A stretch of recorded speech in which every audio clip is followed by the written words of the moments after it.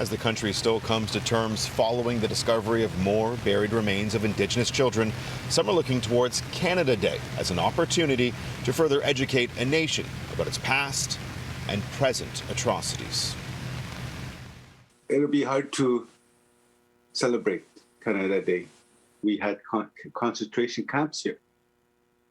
And we did, and those are the residential schools. Saul Mamakwa is a residential school survivor. While the trauma remains for him and so many others, the NDP MPP sees this Canada Day as an opportunity. It's important to acknowledge what this country has done to Indigenous people. It's important to recognize, the children from Kamloops, the children from, Cowessess First Nation. Canada must own up to its role in the genocide against Indigenous people in the country. Every time we hear these stories from any school, it is very heartbreaking. But for myself and my team, it's not shocking, as it's not for many Indigenous peoples as well. The road ahead will continue to be long and traumatizing, according to the director at the Institute of Prairie and Indigenous Archaeology at the University of Alberta. They're part of a select number of teams in Canada who have the training to use the ground-penetrating technology, which will be used to uncover the unmarked graves of thousands of Indigenous children.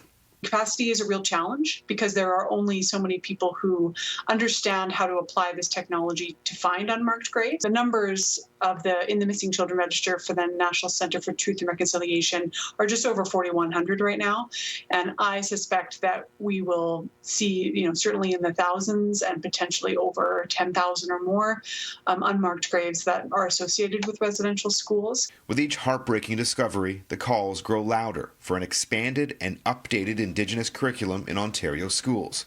The former Premier of Ontario tells CityNews that much of her party's plan for Indigenous studies was axed by the Ford government when the Conservatives came into power.